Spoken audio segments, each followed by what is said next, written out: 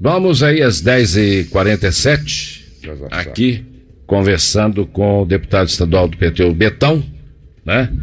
E nós vamos aqui conversar com ele sobre as suas ações aqui para a cidade de Ubá, não só para a cidade de Ubá, o que ele pensa sobre a questão da governabilidade dentro do estado, a nível do Brasil, pandemia, essas questões de vacina, como é que está isso, né? Mas principalmente, eu inicio dando bom dia ao Betão e agradecendo a sua presença no nosso programa. Bom dia, Betão. Bom dia, César, bom dia a todos os ouvintes aí da Rádio Ubaense. Mais uma vez a gente está aqui em Ubá, podendo discutir um pouquinho, né, sobre a questão dos políticos. É um prazer estar aqui com você.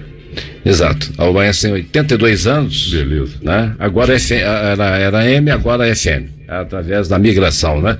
O governo federal resolveu migrar, que precisa da banda larga, e para muita gente que não sabe, a banda larga é exatamente o AM. Sem ela não vai ter agilização de internet, não vai conseguir transmissões que eles necessitam. Então, por necessidades, eles estão fazendo aí as migrações, né? Muito bem. Betão, a primeira pergunta que eu faço para você é a seguinte: você falar sobre suas ações de trabalho seu com relação ao município de Ubá. Certo. Primeiro, só para as pessoas, né, que estão nos escutando, lembrar que eu, na verdade, eu sou originalmente um professor de geografia do estado de Minas Gerais, da prefeitura de Juiz de Fora e também da rede privada lá de Juiz de Fora. Eu sou sindicalista há muitos anos com os sindicatos professores de Juiz de Fora e depois me tornei vereador no município de Juiz de Fora e agora deputado estadual, né? E nós já tínhamos uma relação aqui com o Ubá a partir do sindicato dos trabalhadores das empresas de imóveis, né? Junto com o nosso companheiro aqui que está presente aqui, o Zé Carlos, do sindicato, e o André Esquisato como advogado. Então nós já fazíamos uma discussão aqui, víamos muito aqui no sindicato para fazer a discussão com os trabalhadores. Então nós passamos, né, a ter uma relação aqui com o Ubá. Então, além da discussão política que a gente procura trazer para cá, da situação da conjuntura internacional, a conjuntura nacional, né, que afeta diretamente os moradores de todos os municípios, né? Quando a conjuntura nacional não está bem, a pessoa do município aqui é afetada diretamente. Muita gente pensa que não, né? Mas afeta diretamente, né? Diretamente, é o vereador que não consegue resolver o problema, porque não tem dinheiro para resolver o problema da demanda, é o prefeito que não consegue resolver também os problemas porque não chega verba, né? Mas, além dessa discussão política, a gente também consegue enviar para cá algumas emendas parlamentares, né? Eu me lembro quando nós iniciamos em 1º de janeiro de 2019 o mandato, exatamente no ano anterior, em 2018, as emendas do Estado passaram a ser impositivas para os parlamentares, né? Ou seja, o que é essa emenda do parlamentar? É um pedacinho do orçamento do Estado, que deveria ser aplicado pelo próprio governo, pelo Executivo, mas acaba repassando para os deputados, tanto da situação quanto da oposição, para atender às bases, né? Nós até pensávamos se deveríamos ou não usar isso, porque a prerrogativa é do Executivo. Exato. Depois nós achamos que era melhor usar, porque senão outro deputado ia pegar também e ia usar. Então nós enviamos. O que nós estamos fazendo com essas emendas hoje? Nós estamos enviando principalmente para as escolas públicas e para hospitais públicos, né? E também atendendo algumas demandas aí de entidades, de agroecologia, de agropecuária. Nós somos um polo, né, da agroecologia no estado. Então, pra você ter uma ideia, nós chegamos a mandar ainda em 2019 R$100 mil aqui para o custeio para o Hospital São Vicente de Paulo, não é isso? Isso. Já foi pago. Várias emendas de mobiliário e equipamentos aqui também já foram pagas, de R$25 mil para a Escola Estadual do Deputado Carlos Peixoto, senador Levindo Coelho, também já foi pago. 50 mil para equipamentos para a Escola Estadual Governador Valadares, também já foi pago. 50 mil de aquisição de kit emergencial para famílias em situação de vulnerabilidade social, também já foi pago, 50 mil. 75 para o batalhão da Polícia Militar aqui de Ubá, também já foi pago. 150 mil de equipamentos para a UENG, a Universidade Estadual de Minas Gerais, né, que está o campus Ubá, né? tá pendente ainda, e tem uma série de emendas ainda em andamento aí para 2021, que depois, se quiser, eu te repasso, né? Para a população ficar sabendo. Seria interessante você repassar para a gente, que a gente vai trabalhando elas, né? Porque a Câmara também de Ubá, a partir daí também as emendas parlamentares de Ubá são impositivas. Bom dia, Paulo Veloso. E normalmente, quando tornou impositivo, ou seja, impositivo, gente, é o seguinte, a emenda, o governo não tem como sair dela, é obrigatório, acabou. Ele tem que pagar. O vereador, o deputado diz onde quer que ponha a verba. Pronto, acabou. Tá? Então, eu acho que, de certa forma, não gosto de nada obrigado, mas nesse caso aí eu acho que a obrigatoriedade, ela tem o seu lado positivo, que é a garantia de que o recurso vai ser colocado. Né? Porque anteriormente era colocado, mas dificilmente você conseguia tirar ela, se o governo sentisse uma dificuldade qualquer. Por maior dificuldade que ele tem agora, ele tem que botar a verba lá. Porque todo mundo já deve ter ouvido aquela história, né? Pô, o deputado esteve aqui, prometeu... E a verba não veio. E a verba não veio. Né? Agora não tem disso. Agora não tem, botou, tem que ir, né? Destinou para onde tem que ir. Betão, você que está aí ligado, né? Você que é de Juiz de Fora, professor, sindicalista, né? A gente tem as ligações nossas com o Juiz de Fora, por causa de que filhos que estudaram lá. Então, durante anos a fio, fui para Juiz de Fora e conheci a maioria dos prefeitos de lá, né? Inclusive, eu me lembro de uma frase do Melo Reis, você se lembra dele como prefeito, que ele dizia que a cidade mais limpa não é a que mais se varre e limpa, mas que menos se suja. Essa frase é do Melo Reis, eu me lembro disso, não esqueço disso. Estava no meio de uma campanha eleitoral quando eu estive em Juiz de Fora, foi engraçado, né? E o pessoal continua sujando, limpa e suja o dobro, aí não tem jeito, né? Fica complicado, né? Mas eu queria que você falasse um pouco da questão da política. Temos aí o governador Zema, nós temos aí o presidente da República, o Bolsonaro, né? Como é que você está vendo essa política? Porque todos os dias, às 10h30, antes de você chegar aqui, já tinha participado do serviço de rádio e TV da Assembleia Legislativa com o jornalista Itamar Marink, que dá todas as notícias e tudo aquilo que vocês fazem lá. A gente, todo dia às 10h30, a gente põe no ar ao vivo, direto de lá, né? Você falar um pouco dessa política aí que envolve Estado, envolve município e no momento a gente está vendo, e principalmente sobre essa questão da pandemia e o retorno das aulas, você que é professor. Ok, vamos tentar falar disso tudo, não? O espaço é curto, mas vamos tentar encaixar aí. Olha, eu sou deputado do Partido dos Trabalhadores, eu tenho uma visão crítica sobre o governo federal, também o governo estadual, mas acho que é importante lembrar, não é pelo fato de ser do PT, né, e obviamente como oposição a esses dois governos, mas é visível e você perceber nesses últimos dias que o governo Bolsonaro é um governo adaptado para atender ao mercado, aos rentistas, aos acionistas, né, que vivem única e exclusivamente da aplicação do dinheiro em ações que sequer impostos pagam, porque no Brasil, só no Brasil e na Letônia, que o acionista não paga impostos sobre os dividendos que ele ganhou.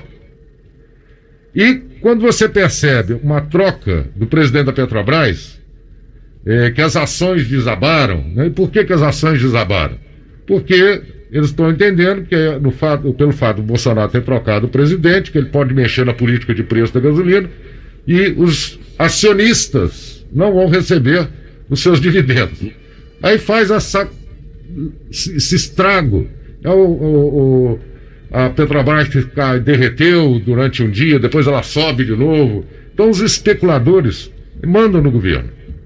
O governo Zema vem no mesmo sentido, né? Então, a política deles, tanto do Bolsonaro quanto do Zema, é de privatização dos setores públicos, como a CEMIG. Vou pegar o caso aqui de Minas Gerais.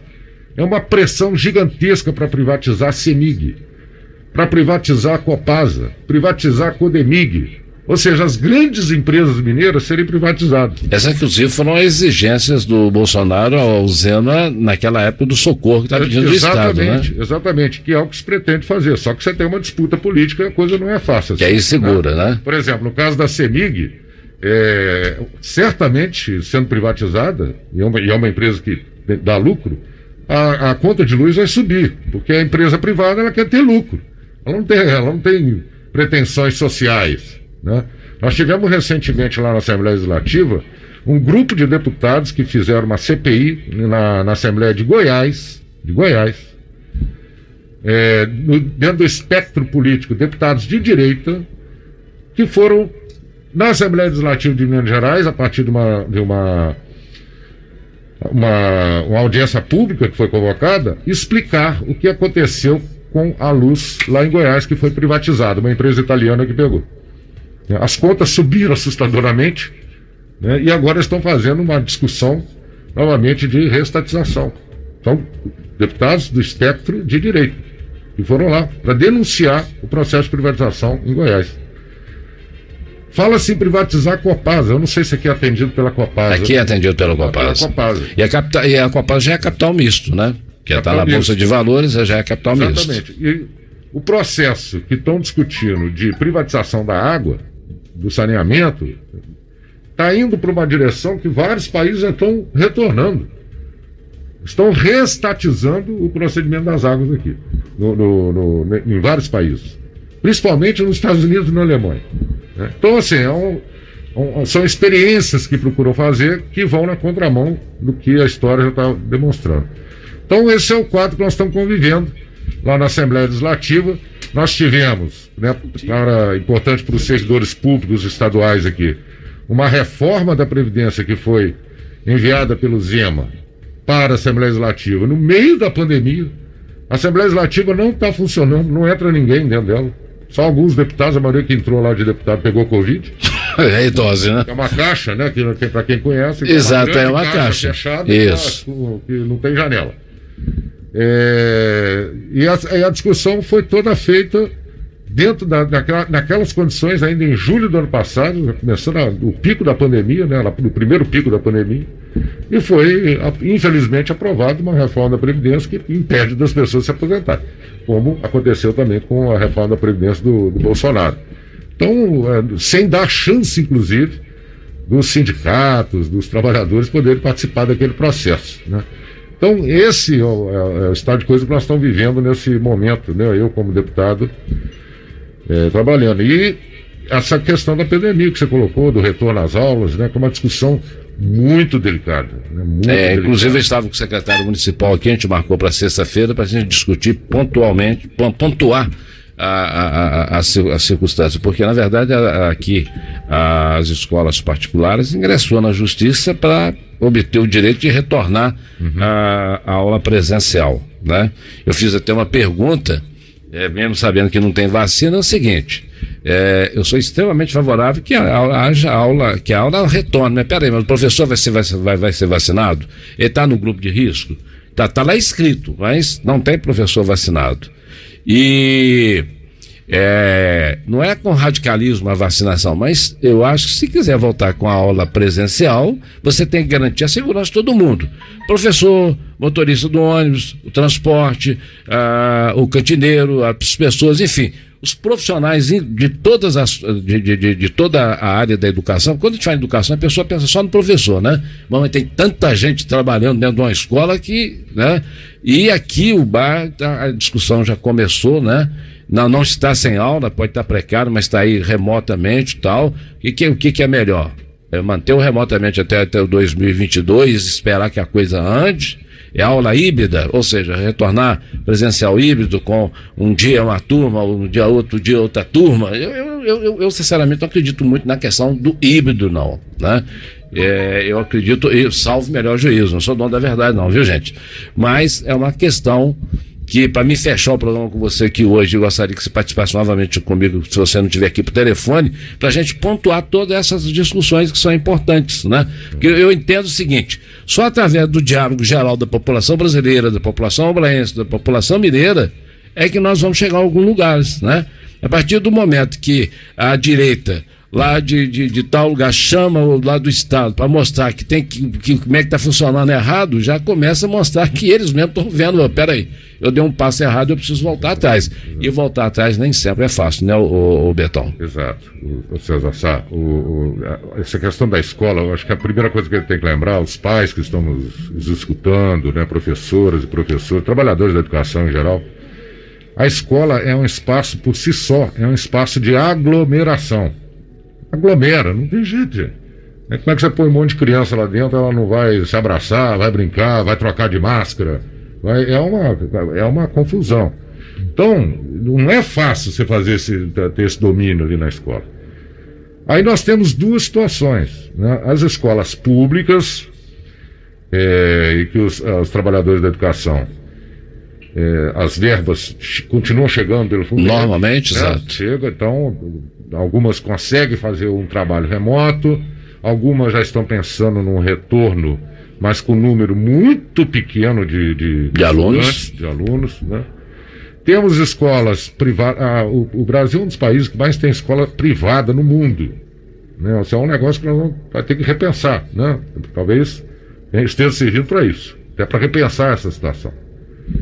E dentre essas escolas privadas, você tem aquelas escolas muito tradicionais, antigas, né, que atendem uma parcela da população com um potencial financeiro maior, que tem conseguido fazer a aula remotamente, porque todo mundo tem o seu computador, né? Então, o professor e a professora estão trabalhando muito mais do que trabalhavam, né? Você cria grupos de zap, os professores do Estado também. Todos os professores do Estado, né? Eles reclamam com a gente o dia inteiro em zap. É porque onde abre espaço, eles reclamam, César. 1h da manhã eu estou recebendo trabalho de aluno, eu tenho que trabalhar, eu não posso deixar de atender, né? E você tem aquelas pequenas e médias escolas que estão, e os profissionais também, que estão no processo agora de desespero, porque chegou a era da matrícula, né? Não tem um capital de giro para poder sustentar, né? Então é uma discussão muito delicada. Qualquer discussão dessa passa também pela vacina. Isso. Agora, nós estamos com problema na vacinação aqui no Brasil. Nós temos 2% da população vacinada, gente. O Chile, ontem, 15% da população já foi vacinada. Um desastre esse ministro da Saúde, junto com o Bolsonaro, na discussão com o mundo afora sobre vacina, porque o cara não acredita em vacina, pô. E no detalhe, né? E a Anvisa deu o registro a vacina que nós não temos. Está nem comprado ainda a vacina. Essa aí foi dose. E aí fica colocando espectros, né? Porque a vacina é lá da China, a China comunista. Para você receber a vacina aqui com o tal do IFA, né? Isso. Que é a matéria-prima. É a matéria-prima. Ou você vai tomar a da China, ou vai tomar a de Cuba, que já está praticamente pronto, já estão vacinando lá. Então não tem. Você tem que trazer as vacinas para cá e o cara não traz. Né? Promete tantos milhões de vacinas, a vacina não chega. Então ninguém vai estar sendo vacinado quase. Então essa situação ela vai atingir a escola. Eu vi alguém falando aqui agora, não sei se foi você na que eu entrei, o secretário de Educação, que vai acabar vacinando em 2024. Né? E se for nessa... Bom, se for nessa aí, tá aí segundo o Faustão, termina em 2050, né? E aí você tem ainda as modificações. Exatamente. E tal. Então, eu como vice-presidente da Comissão de Educação lá da Assembleia, nós estamos fazendo essa discussão sobre o retorno às aulas. Nós temos várias entidades que exigem o retorno às aulas somente com a vacinação de todos os professores. Somente com a vacinação. Tem entidades dessa forma.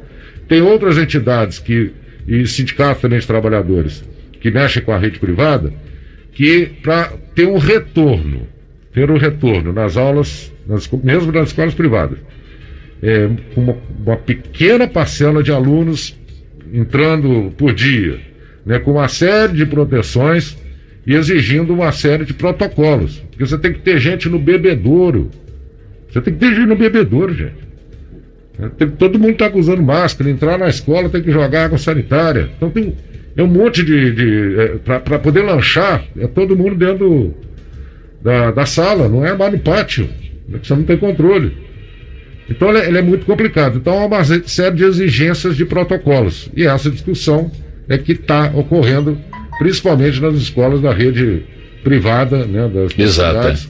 E sem contar que e Secretaria de Educação, de Saúde, por aí fora. E sem contar que o Ministério Público e a Justiça pode definir que não retorne às aulas.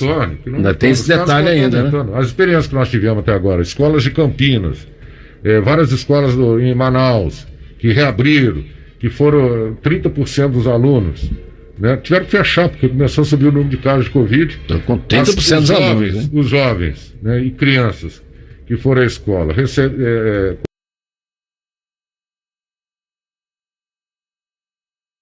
com o vírus e levando o vírus para dentro de casa. É aí que está, né? É um caso complicado. Então, para ver, a todos que estão nos ouvindo, a delicadeza dessa discussão. A delicadeza dessa discussão. Exatamente. Bom, eu vou fechar o programa, Betão, aí gostaria de contar com a sua participação lá de Belo Horizonte, ligando aqui pra gente. A sua assessoria já tem o meu número aqui, Ótimo. Tudo direitinho, tá? Para que a gente possa discutir pontualmente todas essas questões, né? Para ajudar a abrir um debate público, né? Porque o Baense hoje pega no Brasil inteiro. Então, é a questão. Eu acho que sem diálogo nós não vamos chegar a lugar nenhum, né? Não vai adiantar brigar, não vai adiantar a questão de oposição, não discuta oposição. Hoje no Brasil está precisando criar uma única força e traduzir em diálogo. Aí nesse diálogo, aí tem como neutralizar aqueles que estão prejudicando o país, né? Então é uma questão, por exemplo, a questão da Petrobras que você citou aí. Voltou subindo as bolsas de valores, por quê? Por mais que o Bolsonaro mexa na Petrobras, ele não tem como dobrar o regimento interno da Petrobras. Não tem como. Ele não pode tirar o preço, modificar, intervir, tabelar, modificar o preço que é discutido a nível do mercado internacional, né? É quase constitucional isso. Eu já vi isso acontecer no passado e não adianta. Se você me der a possibilidade de um pitaco, é porque ele pode mexer na política de preços. Porque as refinarias no Brasil hoje, eles estão produzindo menos gasolina, ele está comprando a gasolina. Exato. Então está funcionando com 40% da capacidade das refinarias, né? Para atender os acionistas. É aqui que é a diferença. Exato. Então, nós já estamos pagando gasolina, o aumento nós já estamos, né? Aí com R$6 agora. O aumento já saiu da refinaria há muito tempo. Eles podem até falar que não. A gasolina, mas esse é um debate longo também. Exato, Mas a gasolina ela não pode ficar oscilando para atender os interesses dos acionistas. Ela tem que atender o interesse social da população, né, dos caminhoneiros. Então, hoje, quando foi dado o golpe em 2016 aqui no Brasil, a gasolina estava valendo R$2,80 no governo Dilma. Já achava pela inflação, ela deveria estar valendo hoje R$3,60 pela inflação. R$3,60 se adotado que era a política de preços do governo Lula e Dilma. Que é o valor do álcool hoje, né? Que é o valor do álcool hoje. Exato. Só que havia uma outra política de preço. Aqui a política de preço foi adotada, não pelo Bolsonaro, foi adotada pelo Temer. É a política que privilegia o acionista que importa a gasolina. Então ela chegou nesse preço e ela vai ficar variando conforme o dólar. E para fechar, esses aumentos aí, mesmo que eles não tivessem chegado às bombas de gasolina, a cesta básica já foi embora, gente, porque as empresas estão trabalhando já por causa da alta do diesel, está caro demais. Não vou falar nem no diesel ambiental aí, que esse aí está R$7, R$8, R$10, né? Hoje as empresas já estão com caminhões a álcool, caminhões a gasolina, agora já estão lançando caminhões elétricos, a gás, para escapar do preço, porque quando fala assim, vai aumentar a gasolina 10% da refinaria, 15% óleo diesel, lá no mercado já subiu tudo.